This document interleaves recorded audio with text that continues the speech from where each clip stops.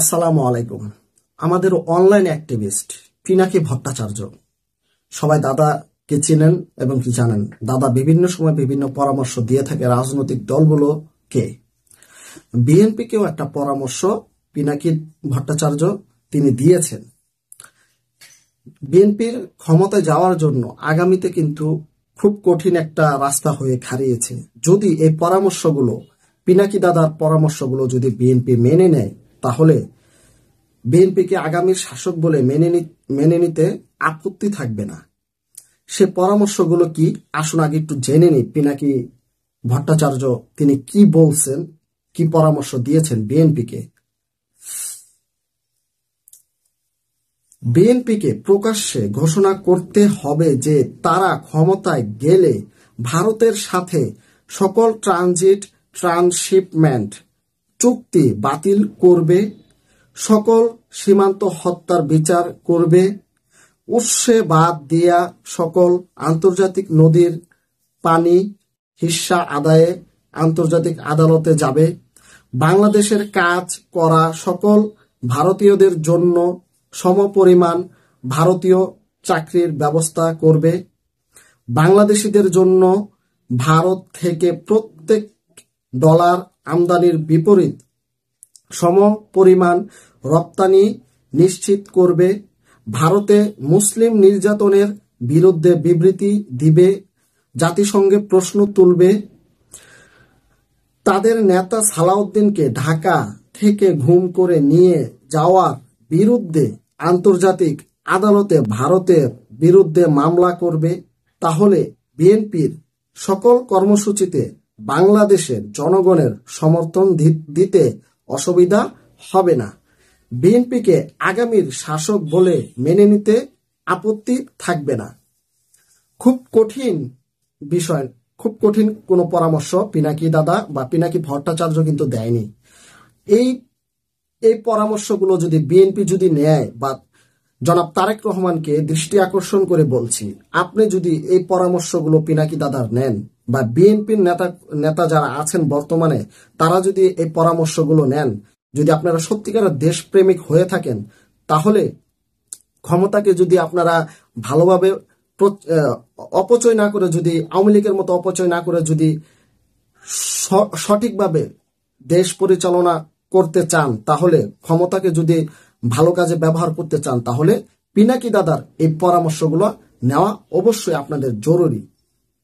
কারণ পিনাকি দাদা এই কথাগুলো যে বলেছেন, একটা কথাও এখান থেকে ফেলে দেওয়ার মতো নয়।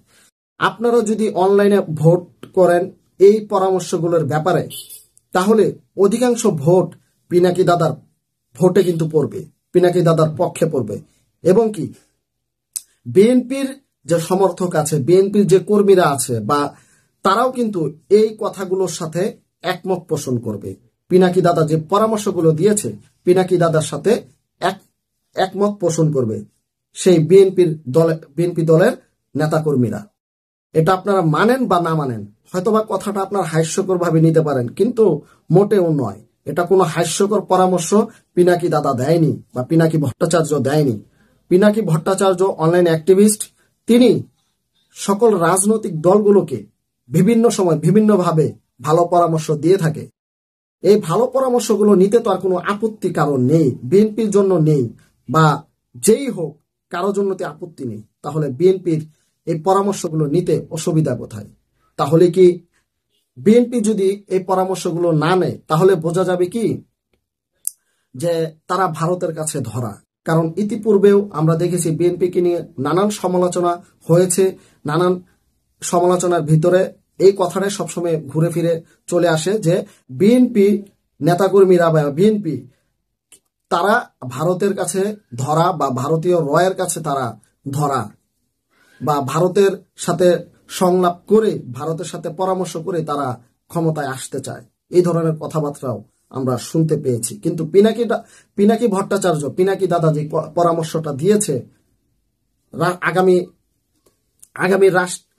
আগামী শাসক বলে মেনে নিতে কোনো আপত্তি থাকবে না বিএনপিকে, যে পরামর্শটা দিয়েছে, সেই পরামর্শটা বিএনপি যদি এভাবে নিতে পারে, কাজে লাগাতে পারে, তাহলে কঠিনকালেও বিএনপির ক্ষমতায় থেকে মানুষ ভালো উপকার পাবে। কোশ্চিনকালেও কোনো সময় মানুষ বিএনপির সমালোচনা করবে না।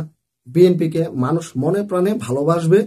যেমনটা বিএনপিকে এখন যতটুকু ভালোবাসে বা ঘৃণা করে, বর্তমান সময়ে বিএনপিকে অনেকটা ঘৃণা করা, অনেকটা ভালোবাসা খুবই কম এখন বিএনপি পায় বা বিএনপিকে কম ভালোবাসে।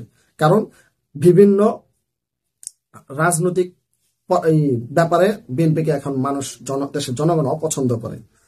কিন্তু পিনাকি দাদার এই পরামর্শগুলো নিলে অবশ্যই বিএনপি উপকৃত হবে, এটা আশা করা যায়।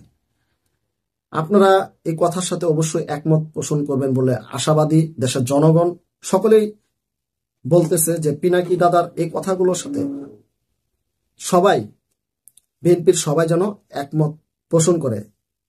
সব কথার সাথে যদি একমত পোষণ না করতে পারেন, তাহলে এখান থেকে 80% কথা আপনারা মেনে নেন পিনাকি দাদার, তাও তো ভালো হয় বিএনপির জন্য। আর বাকি 20% আপনারা না নিলেও চলবে। পিনাকি দাদার এই পরামর্শগুলো খুবই গুরুত্বপূর্ণ তিনি বলেছেন। দেখুন এখন আপনারা চিন্তা ভাবনা করে যে আপনারা কি করবেন, পিনাকি দাদার এই পরামর্শগুলো নিবেন কি না। রাষ্ট্র ক্ষমতায় বিএনপিকে আগামী শাসক বলে যে মেনে নিবে দেশের জনগণ, আপত্তি থাকবে না, এই কথাগুলোর উপরে ভিত্তি করে আপনারা চিন্তা ভাবনা করে দেখুন যে কি করবেন আপনারা। অবশ্যই আজকের এই ভিডিওটি যারা দেখবেন, আমি আপনাদের কাছে জোর দাবি জানাবো যেন ভিডিওটি অবশ্যই বেশি বেশি শেয়ার করে দিবেন, মানুষকে দেখার সুযোগ করে দিবেন, যে পিনাকি দাদা এই কথাগুলো যেন ছড়িয়ে যায় সারা বাংলাদেশে। এবং আপনাদের মূল্যবান মতামত কমেন্ট বক্সে অবশ্যই জানাবেন। আজকে পিনাকি দাদার এই কথাগুলো আপনাদের কেমন লেগেছে অবশ্যই জানাবেন, কোনোভাবে মিস করবেন না।